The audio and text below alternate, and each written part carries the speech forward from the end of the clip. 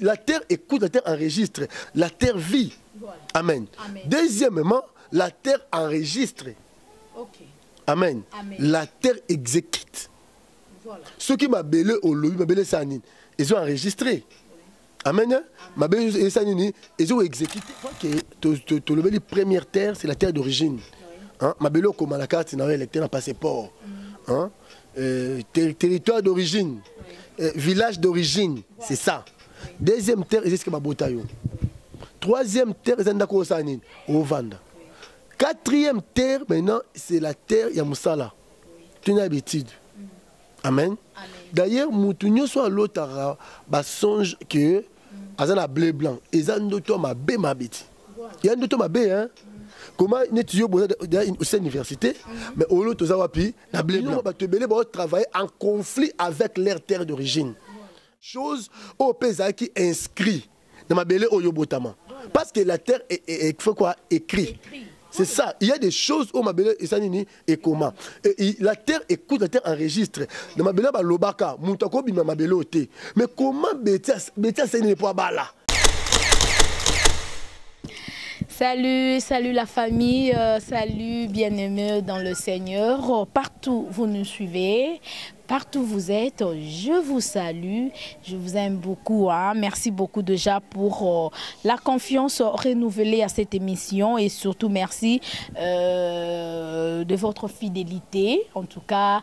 Et merci pour vos encouragements, pour vos appels et surtout pour vos prières ainsi que vos conseils. Et ça me va vraiment droit au cœur. Merci beaucoup à vous tous et je vous souhaite les bienvenus dans ces nouveaux numéros de cette émission. Une émission pas comme les autres, une émission qui bénit en tout cas beaucoup de personnes. Et merci beaucoup à l'ingénieur Dave Moubama. Salutations à vous, salutations aussi à ma maman chérie, maman Katiba Kissa, champion Kayembe depuis Dubaï. Salutations à Staïdi Benecha, moi la mère, ma petite sœur chérie, madame Bakadila. Salutations aussi à papa Ben Bakadila ainsi que à tous les enfants. En tout cas, je vous aime bien, mes enfants. Hein?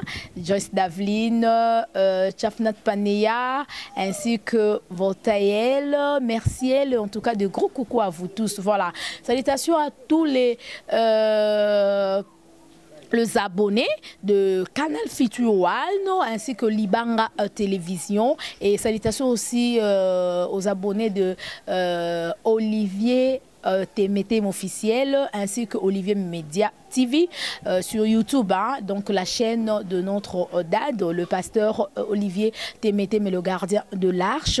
Voilà, aujourd'hui je reçois l'homme des dieux, donc bien qu'il n'était pas là, il était vraiment absent, mais na Moussala Nzamba qui est toujours présent. Akendaki Mobembo, Kosal il a toujours Nzambé en Europe, il est déjà de retour ici à Kinshasa. Alors Tokoi Kotika Moussala Nzambé Boete, en tant que attaché de presse à l'homme de Dieu, le pasteur Olivier Temetem Betima, c'est l'international. Je suis là pour vous servir et surtout comme Melabino Lipamboli na émission Oyo na ba sujet Oyo l'homme de Dieu à l'Obelaka. Voilà, merci beaucoup de Papa Dave, Tozana le pasteur Olivier Temetem, le gardien de l'arche. Bonjour papa. Bonjour ma Betty. Merci. Voilà. Bon retour au pays. Hein? Ah, merci beaucoup, nous sommes là. Merci beaucoup, voilà. Nous sommes là. Merci okay. Papa voyage les kindengeni ne kuna na Europe, ozalaki na Istanbul, topesipe maman la blonde bisika za bambote belé, donc boutique la blonde mola c'est fashion ezape wana bambote belé to zora ba biloko to somba nga na opesa binongo adresse na fin na numéro nae. Mais papa ozalaki na Istanbul bisika o basai na nzambe bazalaki ebelé, ozalaki parmi basai na nzambe o kene ko salela nzambe de l'autre côté, mais quand peut koyebisa bato bazolanda biso comment ba séjour na yo eleka kindenge nini. Gloire à Dieu, ce séjour eleka bien par la grâce de Dieu. Tozalaki na misala nzambe, donc ma retraite, ma prédication, tout ça, Dieu nous a fait grâce. On avait quitté aussi Istanbul, on a été une église à Éphèse, à Izmir, on a une église à Smyrne, dans le cadre du tourisme, donc les amours à tous les hommes nzambe, mais tout le récit biblique, monsieur Sika, Ezalaki, vraiment en tout cas c'était bien passé. Dans ça, les 15 jours, nous avons déjà, nous sommes là.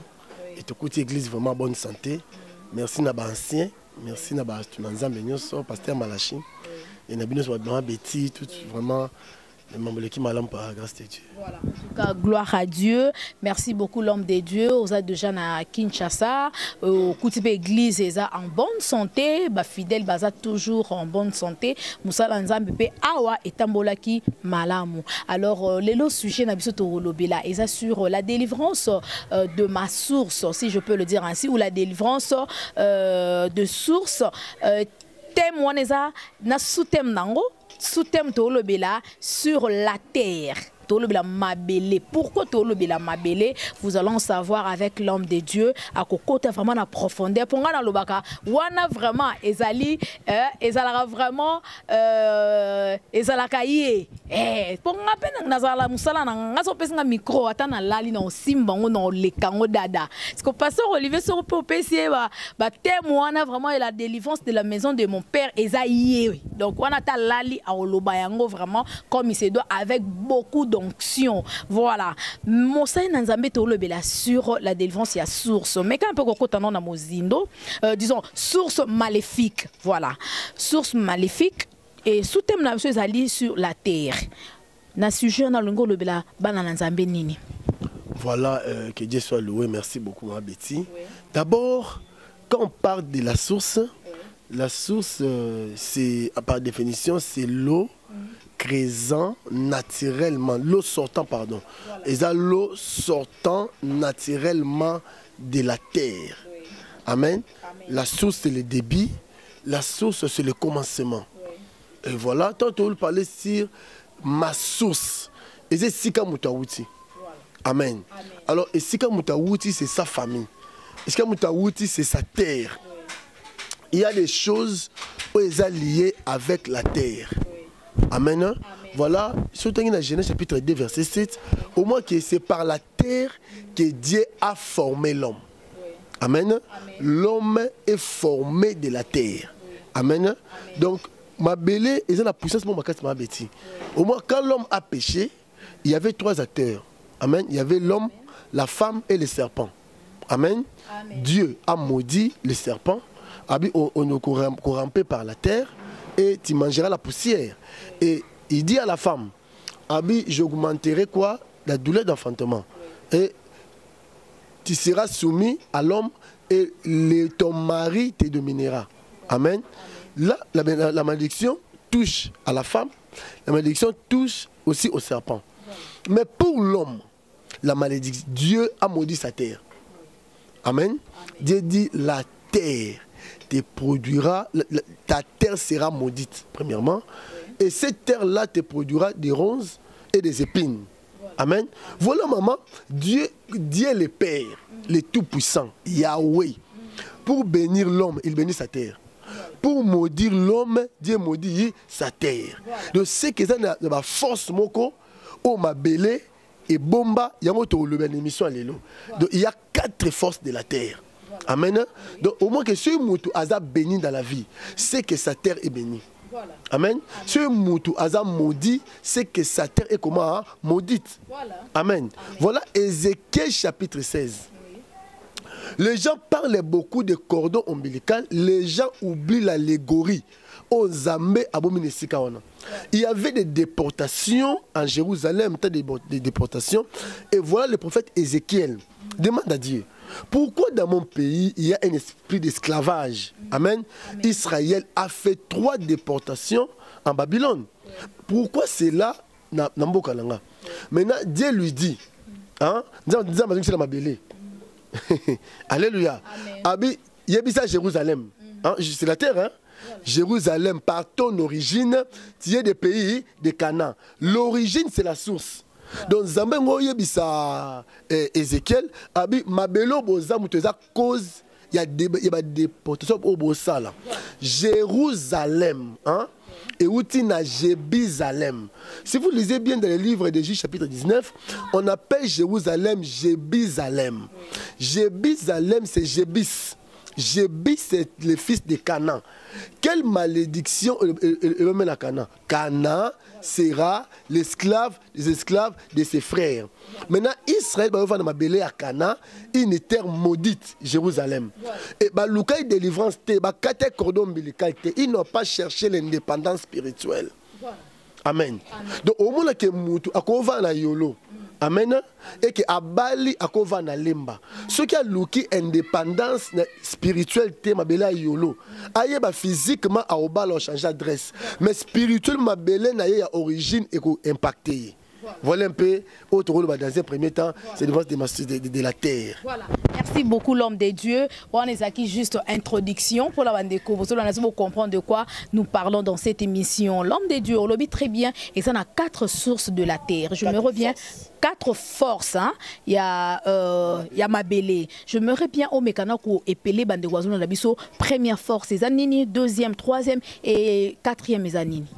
Maman Betty, aucune question, madame.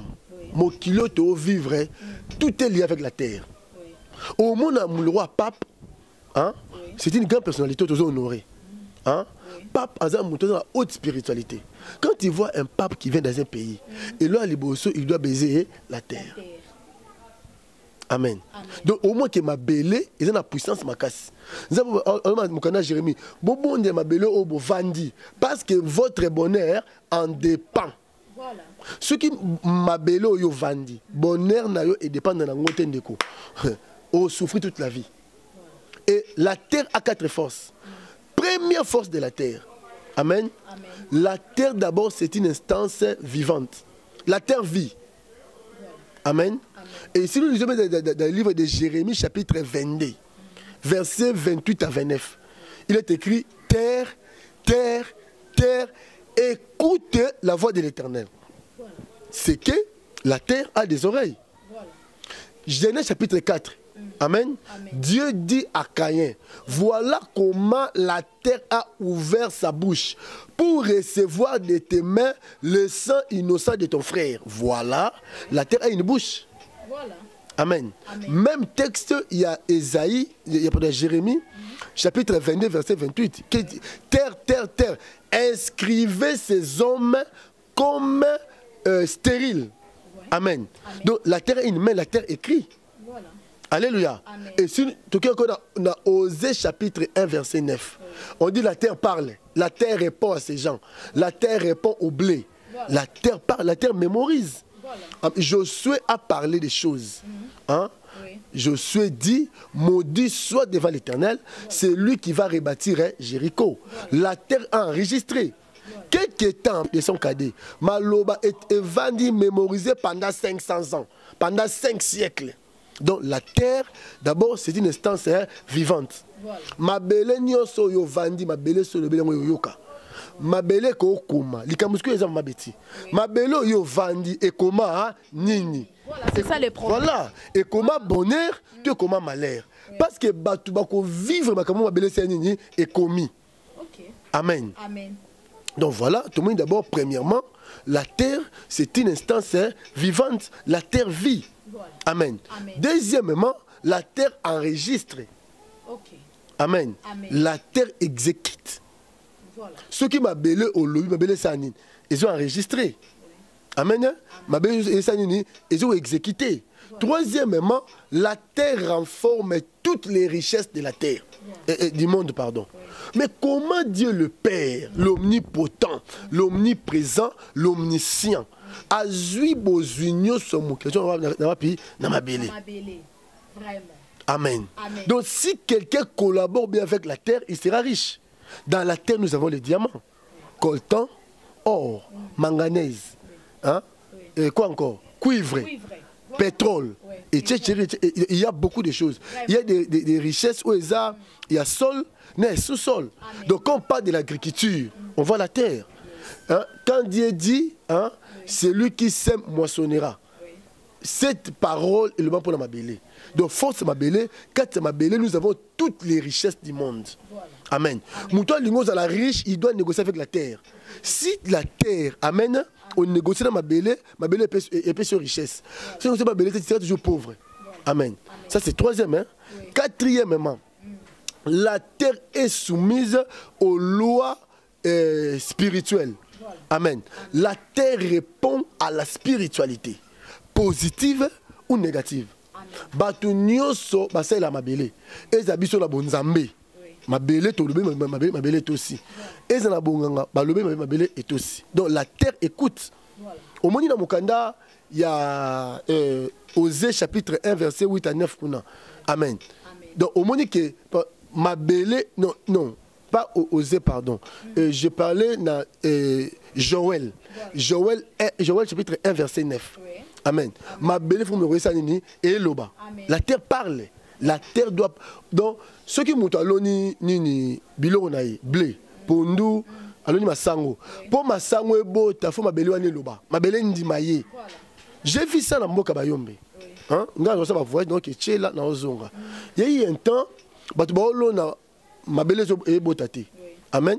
Les chefs coutumiers balobi mercredi muto ko tazambate to ke lobela ma belle. Les chefs coutumiers ils ont fait des libations, ils ont parlé à la terre. Quelques temps après, ils ont sémé, amen. Donc là maintenant, dans le côté négatif, ils vont collaborer dans ma belle et pas moli bango. Bisope na bonzambe. Alléluia. On peut parler aussi à la terre et la terre aussi peut être aussi biso. Voilà. Amen. Merci beaucoup. Amen, amen, amen. L'homme de Dieu, le pasteur Olivier Témété, mais le gardien de l'arche. En tout cas, merci beaucoup, papa. Je pense que de partout. En tout cas, ma question Nabiso, vous comprenez, mon Seigneur, mais Azo Timbo la yango très bien, Azo répondre. Et là, on a kangi, mon Seigneur, lobby que ils ont 4 forces de la terre. Ou expliquer. La terre est en matoi. La terre écoute. Et ça rappelle à Mounoko. La terre parle. Et ça peine à Mounoko. C'est ça non, pasteur? Et l'obaka, na loboko, et komaka. Voilà. Voilà. Ce qu'on a niveau nini, ma belle et koki ko kanga. Moutou. Na moment nini. Et en plus de cela. Maman Betty, faut yeba l'homme a plusieurs terres. Et il y a plusieurs sortes de la terre. Amen. Première sorte de la terre, c'est la terre d'origine. Ok. Tout ça. C'est sa terre d'origine. Non. La terre d'origine, c'est là où on a enterré tes ancêtres. Ok. Voilà. Amen. Au moment Daniel na Babylone a fondé les fenêtres et t'as là ma belle origine naïe. Voilà. Amen. Ta terre d'origine, c'est ton village. Voilà. Amen. Village natal. Voilà. C'est ça ta première. Voilà. Mabela liboso ekanga mutu yango wana. Mabele wana ndeso ma beti so papa dava pesi mbongo libapa ma beti. Il faut bazwa ata lichette et que na village natal. Voilà. Vous comprenez ça? Ba ça constant et sika mutu auta. Oui, tout ça li constant que moi on a besoin ça nini à Bali. Vous comprenez ça? Ma belone c'est là que mutu a koufi bazui soukina manzaka et que wapi na terre d'origine. Voilà. Amen. Donc mon mutu botama na Kinshasa ayebi mboka te. Mais mukola koufi bilama ne ke wapi mboka. C'est ça, c'est la première terre. Même maman Betty mutu na passeport na ye aza muyanzi ya bagata. Hein? Na ba komango terre d'origine na ti na passeport. Que muto yo aza muyanzi wapi ya bagata. Tangu ake Stockholm na Suède, tangu ake na Dallas na États-Unis. Autant voilà identité na wapi na poche. Naza na Amérique. Mais ma terre d'origine est inscrit na passeport nanga. Alléluia. Donc au moins que c'est la première terre qui réclame l'homme.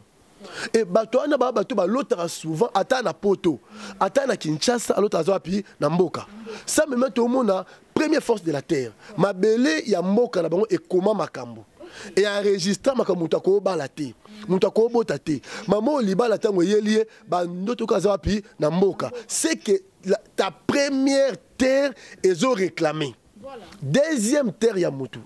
Et ma belle mutasa nini abotami. Vous comprenez ça? Ma belle honnête, moi je suis né dans l'avenue Semiliki, numéro 6130/39. Là c'est ma terre natale. Voilà. Amen. Nabala Tolongwa, mais au moins la mutu na butu alors tazap na Semiliki. Voilà. Cette terre là, il y a un adage africain. Est-ce que yo yebi sika bakunda voilà ma beto za mutamayi. Amen, amen, amen. Alléluia. Donc maintenant tu lo bango parce que amen. Siko la terre d'origine est adageux. To ya kimboka mboka. OK.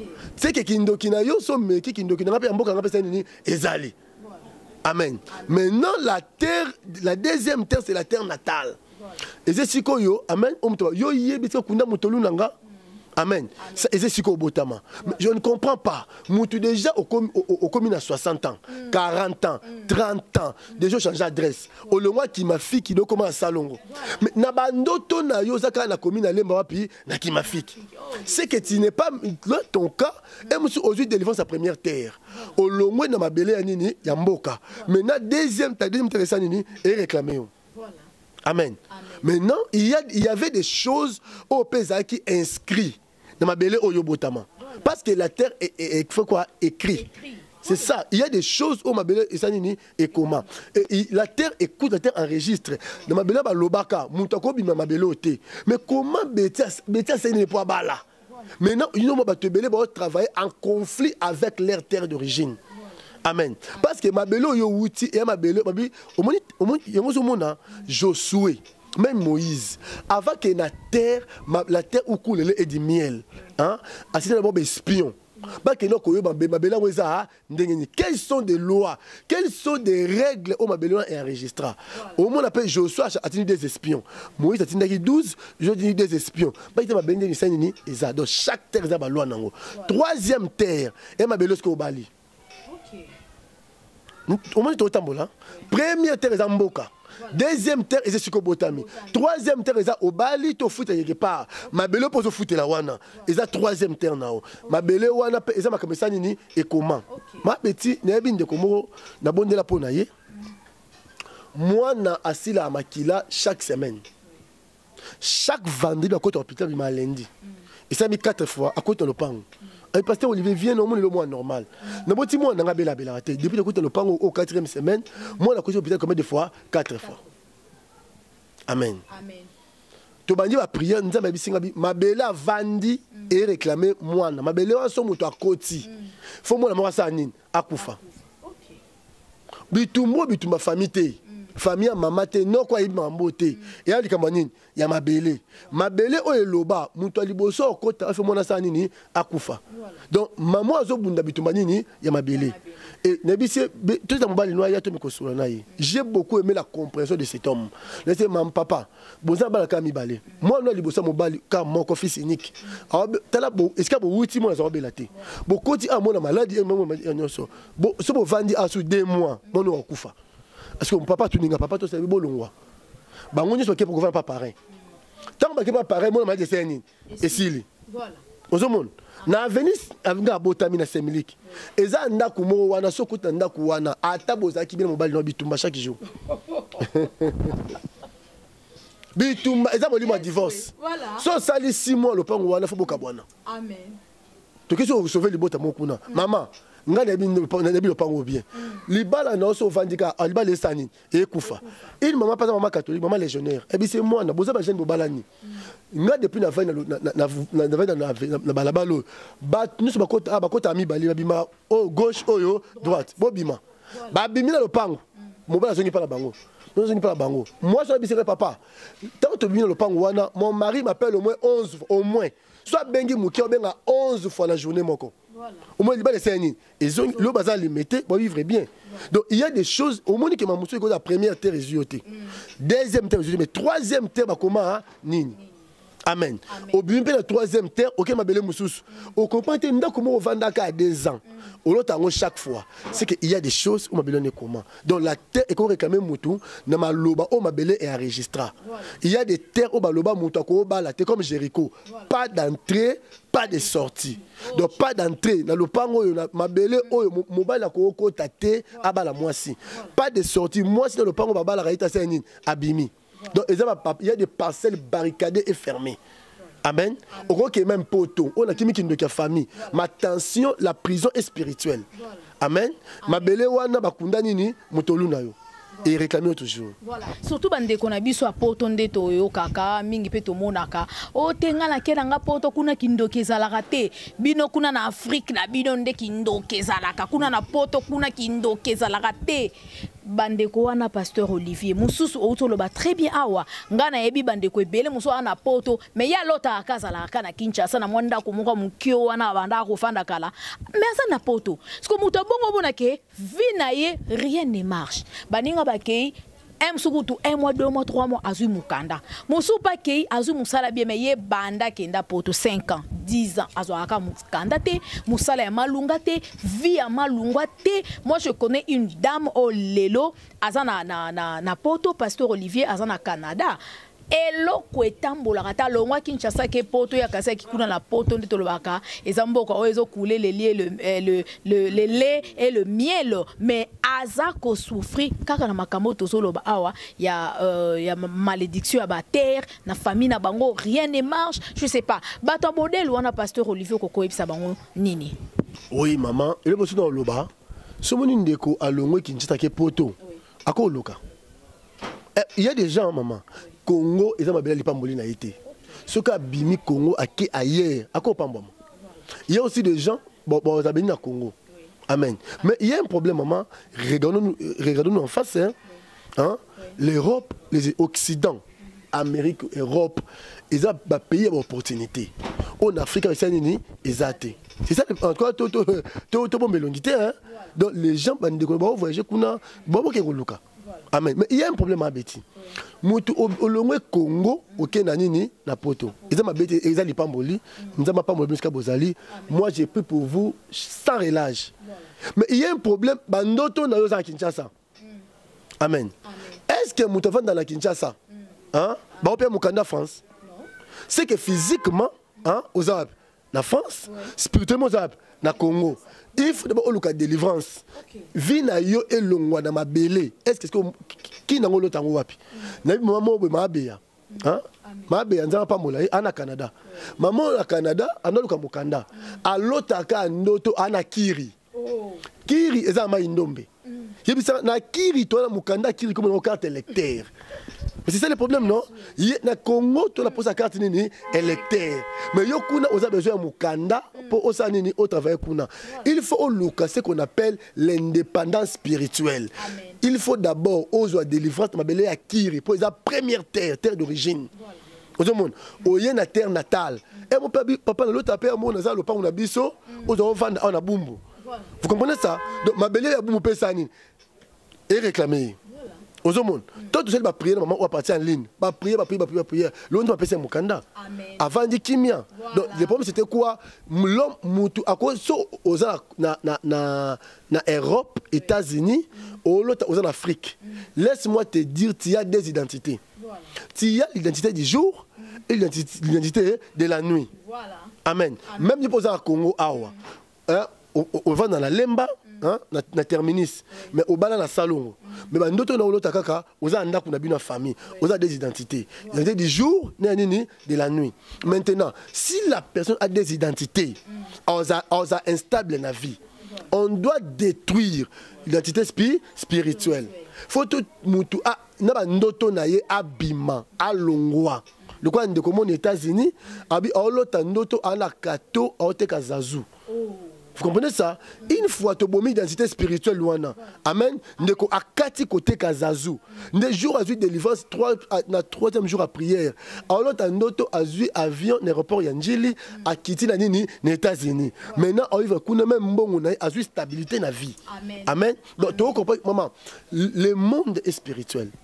Et le monde spirituel marche en avance que le monde réel. Donc on doit comprendre ça.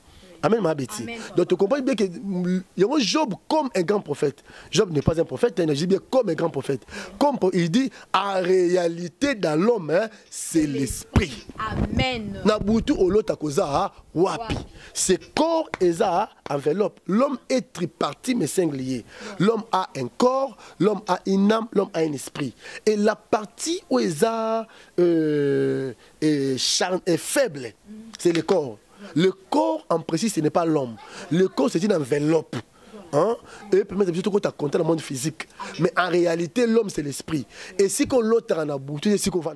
L'homme de Dieu, ndekwana à l'autre mingi kaka azana blé blanc, azana classe, azosala interrogation, examen et tout consort. Mutua modèle wana. Eza sorti ni ya terre ils ont réclamé. Merci ma Betty. Donc, on voit que la première terre, c'est la terre d'origine. Hein? Ma belle comme la carte, n'a électeur un passeport. Hein? Territoire d'origine, village d'origine, c'est ça. Deuxième terre, c'est ce que ma botayo. Troisième terre, c'est Ndako Sanin, au Vanda.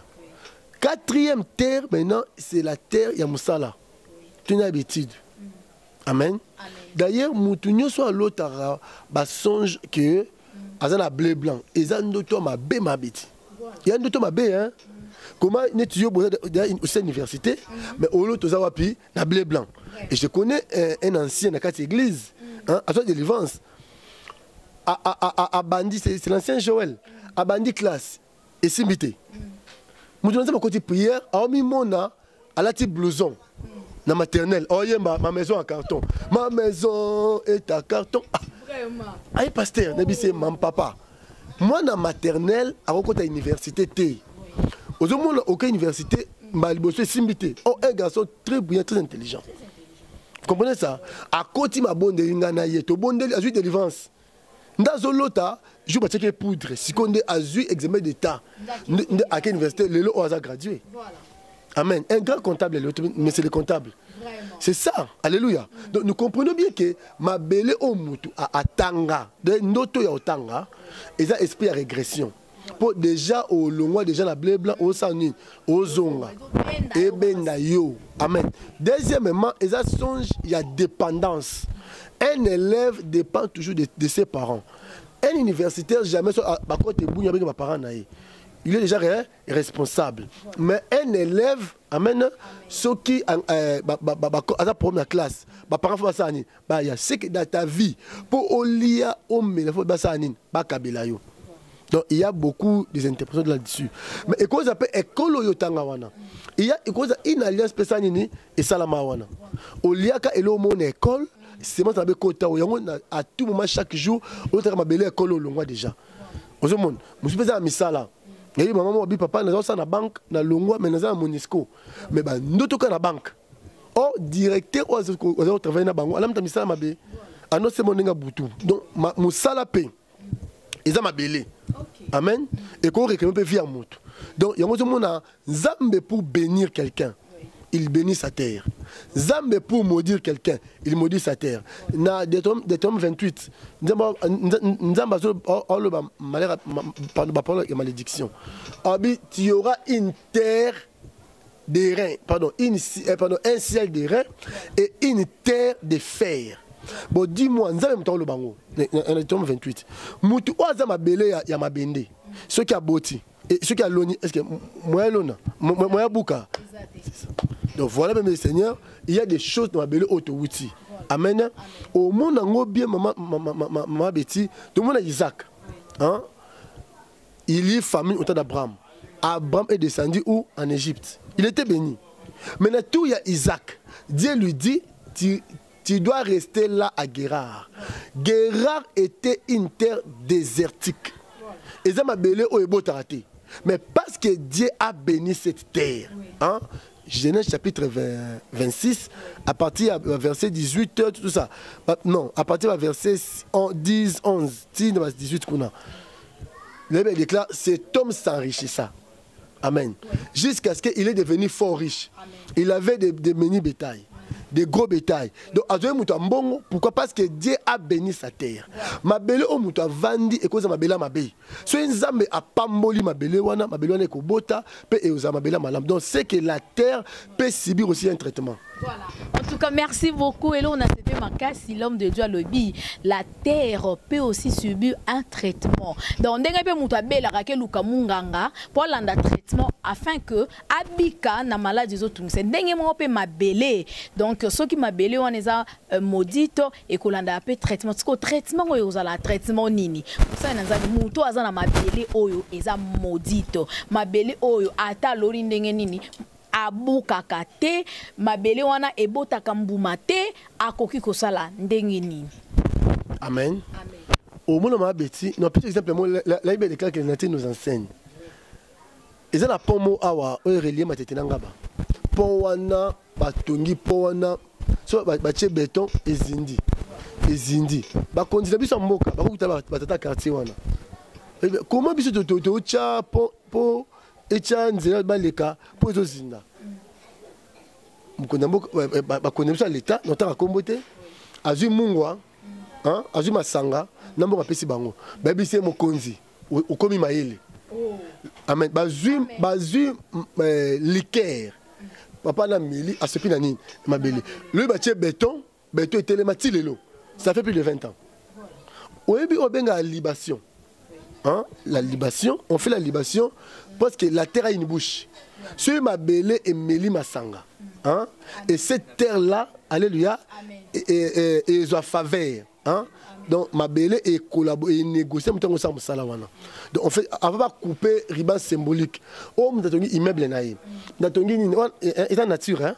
Bon avant pas couper ruban symbolique muto kota. Bon on ma sanga baseni. Ba sopine ma belle. Pour immeuble oh totongi na ma belle oyo et c'est couleté. Donc moi muto tongi immeuble après il est écoué. Hein? Immeuble wana zo coué ya ezate po ba chef fondation mabe. Non, ma belle endima quitté. Parce que Joël 1:9 osé 1:9 la Bible dit la terre a ouvert sa bouche, la terre a répondu na blé, la terre a répondu au froment. Il faut ma belle na ndako yo sombi, amen. Ma belle wana et la masanga. Et zo faveur, nous va la libération pour couper le symbolique. Maintenant nous, amen, puisque la terre quand Dieu a maudit la terre pour l'homme, hein, Moutou, Adam et les descendants, il y a Adam. Ma belle et Zaki na ba ronce na bépine. Au moment où Jésus pour purifier ma belle, sur la croix il a dit et kotanzube hein. Maintenant azu nzube nyo c'est ma belle. Achango wapi na mutu na a purifier la terre. Deuxièmement, makila oyezo tanga amen na nzoto Yesu e ko nini na ma belle et purifier ma belle. Amen. Et dans Mukanda, je crois, 1 Jean chapitre 5, verset 6, tout ça, et l'eau, le sang, l'esprit, tous sont d'accord et rendent témoignage. Amen. Donc, et senga, ma belle sur que vanda, avokota, obeni mutunanzambe, un homme de Dieu. Amen. Il va prier pour cette terre. Tu dois donner le sacrifice. Amen. Parce que depuis Jésus a koufa, à sekwati lelo, église, tout ce qu'on voit, libonza makilate. Amen. Libonza opé c'est le présent. Tu dois donner des sacrifices dans ma belle. Et l'homme de Dieu a purifié ma belle. Il peut utiliser l'eau. Il peut seulement utiliser le nom de Jésus-Christ. Abonder pour ma belle. Et au moins ma belle est comme ma pire. Papa Bissot Mike, ma pangila, te saluer en passant. Amen. Oui. Ouais. Aïe ma camboy. Il y avait une terre, ma belle et zomela. Donc, babouaki 15 tonnes. Celui qui commet des tonnes, n'a moins place moi mouké. Et là. Nzama bisana elima mo azawana omela mabelo zotia. Toyo bonde là, elima na kimi. Tu peux bien na mabele ou même terre, bateka a des camions zélo et s'il. Donc au moment que la terre écoute, la terre mabele auto botama. Maman, bando qui chaque nuit ba le bela mabele. Arobongate, arobalate, arosaninte, lobby, soit nous sur ça lobby et simbate. Moutolali, hein, est-ce qu'elle lali na gombe, mais nangaba, ba le belani, ma belle. Tant autant ma belle, le que cop et nini et simbité. Pour ma belle, ba le belaki en ma belle. Donc ma kauming na vie tout le monde a chèque parce que chaque nuit, chaque soir, il y a les sociétés qui se réunissent autour du fait. Ba le belama belle, parce que l'homme a tiré de ma belle. L'homme, ma pamboline, tout ce que nous mangeons, ma belle, richesse, même ciment, même ma belle, ma belle. Et là-bas, elle a dit coton, ma belle. Donc la terre est indispensable. Et l'homme est tiré de la terre. La terre est un chemin de retour. Parce que on m'appelle Nini dans ma belle. En tout cas, c'est possible à Tamabele Nayo et Beba avec la puissance de l'homme de Dieu, tant qu'on déclaré avec l'onction de l'homme de Dieu, Mabele Nayo wana et comme appelle Mabele Moko béni. Donc, bande kubozo landabiso en tout cas, je pense bien sujet oyo na sepela la on ma casse surtout les monseigneurs dans ma terre na église. Il y a honte lobé là en émission en tout cas, j'ai vraiment aimé ces sujets. Je me reviens bande ko onyo subo landabiso numéro est affiché. Anytime, l'homme des heures sera free, donc c'est-à-dire sera disponible. À to bengié, au comelier, à ko répondre yo. Aux en requête, yo posa vraiment concerné. Aux victimes ya mabele bisikoza. Ato sana poto, ato sana Kinshasa awa. Au moni que makamune simbakate. Ba réclamation ba mabele source na yo ya mabele. Et ça vraiment mabé makasi mosa nanza mazana numéro affiché plus 243 9 98 72 66 23. Je reprends pour la meilleure audition plus 243 9 98 72 66 23. Bobengi atana WhatsApp okomeli mosa nanzambe akobonde la pona yo akopambola mabele na atayo zana poto kuno mona makambo e marchakate ozana poto me olota kaka mabele na yo nde mosala nzamba lobi mabele d'origine na yo akobonde la peau na yo omona que okozala vraiment délivré. Voilà, je pense mon prochaine émission peut être la sujet mais to kotano na makambo etali maman na likambo si je peux le dire ainsi ozali la délivrance de la maison de mon père oza 12e édition déjà et eko banda du 7 août au 13 août 2023 déjà, l'homme de Dieu, je me bien bande kwazo na biso mekampo kokota mo déjà na ben wana. Si tu as pembeni ya campagne, tu as vraiment une émission vraiment ya makasi sur la défense de la maison de mon père. Le c'est juste en passant, bande kwazo na biso organisation ezandenge nini, tomoni na ba édition les kaki, au bande côté aka yo moko mena édition oyo, l'homme de Dieu a invité ba pasteur ya minene ya ba église ya Libanda, wana to lobelango na mikoleza koya. Pourquoi mais quand peut koyebisa bande kwazo na biso? Nzambe azandenga kambara biso. Ndenge à Tambola Nabiso, voilà. Au moins que thème l'année passée, c'était détruire les idoles des familles. Tout le monde qui est ma famille, ma famille bazar. Nous prions Yahweh, nos ancêtres, nos parents, Ming va s'embêter en Zambété. Dieu dit, je suis un Dieu jaloux qui punit la malédiction du père au fils de la première jusqu'à la 4e génération. Et moi, il faut la porter malédiction. Mais cette année, on va détruire la sorcellerie des familles. Donc, à nous, ma maison a jeté. Je vais parler sur la sorcellerie des sangs, la sorcellerie des comportements, la sorcellerie des caractères. Amen. Et tu parler de délivrance de la première maison, deuxième maison, troisième maison, la 7e maison. Amen. Donc, quand on a biso to banda premier jour na sa tenu winkele. To succès na terrain GD. Voilà. Pour la deuxième fois encore. Toujours na terrain GD. Voilà. Amen. Amen. Alors, bando bali misabiso.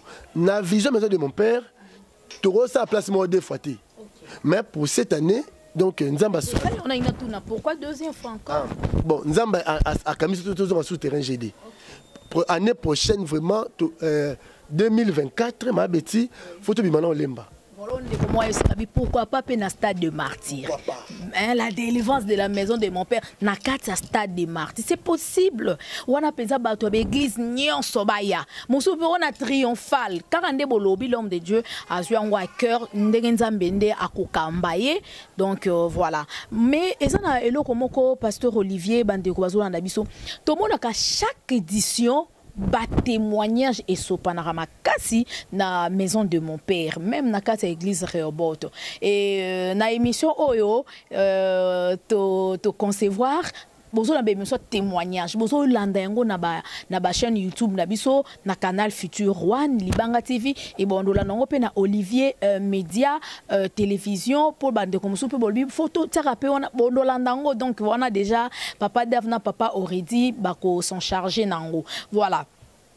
ba témoignage ezalaka ebele tozo mona koma ba mabale zo sopana koma kubota basi bazaki ba stérile mususu ba stérilité secondaire mususu mona ba maladie ya kobwakela batu bazo bika batu bazo so ba misala batu bazo so ba voyage alors pona bandeko ba supeta batu mususu pasteur Olivier kota côté non wabi kota côté to éviter makamolo baraso rozo wapi mais na onction non musena nzamba simi moi liteti question la ngate me ya bandeko ba olanda biso Yesu ndeko mo ayemba singa le ngande Jésus voilà mais ma beti maman Nzambe ce qu'on recevoir un appel authentique hein effort ça les arrêter amen effort ça les arrêter même à Istanbul kuneza ndeko moko après délivrance au tout nabi pasteur Olivier est-ce que c'est la kan Nzambe solo nabi c'est maman pasteur Beba koti ba na ba kabal juif hein faut qu'on se le dise hein pasteur Olivier Nzambe attention pasteur Olivier na la ju appel ya Nzambe depuis bon mois moi maman biso l'église hein moi ma mère na la 6e primaire si maman na loti ndoto azo benga mwana na ye ya 6e primaire j'avais 12 ans j'ai interprété les songes frère Zematou témoin Matumona. J'ai interprété les sons, j'étais encore mineur à 12 ans. Et ça, les cabos, nous avons fait ça. Mouton l'autre, le Bible, Tina Colin, on a ministère nazui. Nazui appelle le ministère, oh bah tu vas témoin nango. D'ailleurs mon père spirituel. Nga bandi église te, naye boya, ça s'appelle rébellion te. Vous êtes témoin non? Le pasteur Jacques Obama, Zamba Lobelié qui soit église, puis c'est parce que il va s'anini à Kamba. Dans le bango aussi il y a des hommes de Dieu grands et puissants pour moi parce que j'ai casé la quartier on a le bango avant la terre na ba GD na ba terrain avant na mata faut partager chaque sani à mata dans le bango na zone azali eza Nzambe pe na nzela na ye donc voilà maman biso to c'est la Nzambe notre principal rebot non Jésus Christ ou rien soto oliandunda pamba tout na pamba soto on ma makolo de ngai un pasteur maman n'est pas une vedette. Un pasteur, c'est un homme de Dieu. Amen. Donc, d'ailleurs,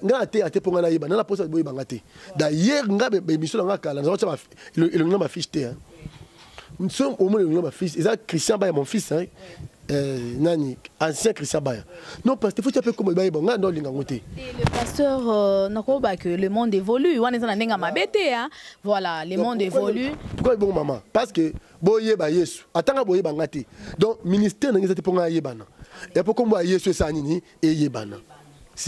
Il a reçu un seul nom qui nous a été donné dans les cieux, sur la terre, sous la terre. Amen. Et chez moi, ce n'est pas obligé. Olivier. Priez Jésus-Christ. C'est lui le seul et le véritable Dieu. Donc voilà, maman. Bisous aussi ma qui cité. Aussi ma qui cité. Voilà. Amen, amen. Mais côté on a pasteur Olivier repermettre parce que tout temps à rappeler la Bible, Nzamba Moïse, Nzamba Isaac, Nzamba Abraham, Salilanga Bikamo. Donc n'empêche les dieux de mon père, le Dieu de Olivier Temeteme, Salilanga Bikamo. On a fait ça dans ma bête hein. Non, c'est pas un péché. Élisée na maï na Jourdain, a gagné papa, Nzamba papa naïe. Où est l'Éternel? Les dieux d'Élie. Voilà. C'est ça, benga nzamba Élie. Donc ça veut dire que muto ako benga na loba toujours boy. Ko bela nzamba papa na weza mabete. Faut yeba nzamba papa no azaa nani. Ngai papa na bino. Nzambe na komone Jésus Christ. So beli nzambe ya Olivier, obeli Jésus Christ de Nazareth. Yona nzambe na ngai. So bi nzamba Olivier ya lisomote. OK. Voilà. Pasteur Olivier le belo romoko ba pasteur rebelle lelo ba commence ba rébellion. Au moins ka pasteur rebelle abimi na église. Malama on a pena que ça là église nanga to ebi papa molimo na été mais azo imposer batu ba maboko ba take it pe ba ti libère pe azo beta na kwena yi donc na ebitele bande kwazo na so pour boucler surtout le lenge nzamba so salelo puissamment il faut qu'on se le dise ba miracle o ça peut être mutu mususu oté c'est bien bon ayoki lilo bananzambe mais a témoigner pe a mona miracle ya nzambe ya Olivier na vie na ye le lenge batu bazo so ba lobiko ya ndenge na ndenge ba maladie mususu ya ko boa ke les obika ba maladie incurable moi j'étais vraiment témoin au killer. Il y a comme on maman oyo azaki na cancer et les moins au simbi était car na chair au déclaré directement la maman était totalement guérie. Et ça appelle ba mususu bazoya na ba maladie ya bambasu ba mususu kobota libala ba voyage nzambe azo salela bango. Alors pour boucler okoki koloba nini na bandeko nyonso wana et surtout opesa directement calendrier à maison de mon père. Oui, maman nzambe aza malamu. Voilà, nous avons une vision qui Dieu nous a donnée et cette vision est comme une beauté de lait, c'est mon comme la vie à Banda. Mon père est Banda 17 au 13 août 2023. Si nous tournons sur mon temps malamu, on nous contribuer vraiment en tout cas à ce mission. Nous avons vraiment fait ça pour nous sans amis. Venga numéro n'ambaye 00 243 9 98 72 66 23. Je suis le numéro 1 pour le Nangai, pour le d'amour et comment appeler ça Moussala. Il faut louer un instrument, il faut louer il nous faut plus de 10 000 $. Pour nous, ça, la Salawana, en tout cas, ils ont bassoula. Donc, vous avez des gens qui ont banda, vous êtes intérieur, il faut loger bango. Donc, il y a des gens qui ont bassoula. Tant que ça, ma cambo. Ata amoko oza sauver nzambo mono. Amen. Tango ça makambo ata famille oza délivrer nzambo mono. Et ta famille sera aussi délivrée rien que par ta contribution. Amen. Tout le monde est comme nzambo. Donc voilà plein de calendrier nzambo. Donc tout ça là qui tient ça en tout donc mon père déjà mois prochain tout le monde a campagne d'information. Là on informe des familles attention, c'est un projet banda. Mais il y a nos arrêts d'église. Tu m'appelles Libanda pour ça on va waiting. Va venir dans l'église. Pour une église, moi je suis là pour faire campagne d'information. Pour un terrain moko, faire campagne d'information. Non, pas petit pour Zawana. Vous appelez quelque part. Oui, maman. Il faut dans une image. Voilà. Vous appelez la balabala cabo. Tu vas aller, mon père, on est là, donc tout ça, nous voilà, on a avancement. Amen. Merci pour vos salutations. À ma très chère maman Ange, ça pour te mettre, ça va pas mouiller, ça va pas mouiller. L'église Robot Mobimba, que la main de Dieu est à la ancienne église, maman église pour les Kébélé, la maman France, Moussinibi, maman Blandine Alimoya, maman Lette Mapangila, église Mobimba, papa Dak, maman Betty, je vous aime beaucoup. Merci papa, merci beaucoup, merci l'homme de Dieu, merci en tout cas, nous sommes à la fin, nous aussi, nous vous aimons bien, longue vie à vous papa, monsieur Matara, Nzambe vraiment Kango la Bamabota et Belo Bakoya, déjà c'est 7 août 2023, donc du 7 au 13 août, et aux Alana Saltoni Wikele, avenue Semlik numéro 1 dans la commune de Lemba, donc référence Kaka Are Igo Tanzami en face église de Way. Donc on a besoin de précision, on se retrouve comme Pembeni, déjà to Belango naba émission naba spot publicitaire bolanga pour landa yango.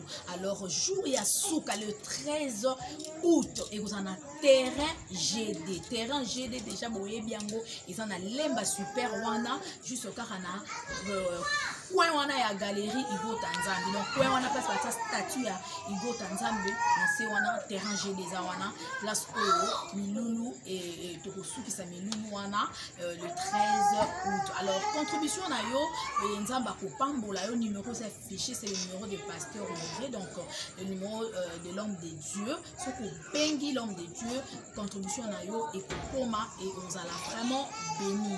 Merci, nous sommes à la fin. Merci à l'ingénieur Dave Moubama, salutations à maman France Moussinibi, en tout cas ma maman chérie, on a ma reine Nabiso, na papa Richard, papa parrain Nabiso, salutations à bana Nyonso Moussinibi, Nyonso avec nous en beauté, et je pense aussi à maman Ange, ça coûte mité, on a maman Nabiso, donc momi, bisous à vous maman, Tongaro Mingi, ou Melanayo, salutations encore à maman la blonde, donc maman la blonde Mère double na kati ya Turquie, na Istanbul. Maman te ba lobby maison d'habillement na kati ya Turquie on est à moko avec maman la blonde olingi o commander bilamba ya kitoko ba sac ba chaussures et ça même pour la papa pour la maman pour la bana en tout cas bobengi maman la blonde na numéro na yé hein papa dava asungara biso à chaque fois na émission atela rabino numéro ya maman la blonde o bokoki ko benga yé même de loin. Au commandé biloko na yo bakoya kotikela yo yango hein biloko nyonso lingi boutique la blonde Molas fashion ezawana hein, donc ce que vous bengi maman la blonde na plus 90 55 28 49 35 70 plus 90 55 28 49 35 70. Beaucoup joyeux. Salutations à maman Blandine Alimoya, maman Chantal Baya, salutations à maman Nola Kamanda, salutations à Bananion soit Reobot, Basa Inanzambe Nion soit Reobot, et là déjà album Naza Okapi avec l'homme des dieux, le frère Jeté Pacifique, Oyoto consommé Banzemba Kitoko Zawana, Banzembu ya bien, Oyo vraiment Ekopambola Bisio, voilà. Merci beaucoup, que Dieu vous bénisse. On se retrouve déjà à la prochaine. Et d'ici là, portez-vous bien. Je vous aime bien. Au revoir. Bye.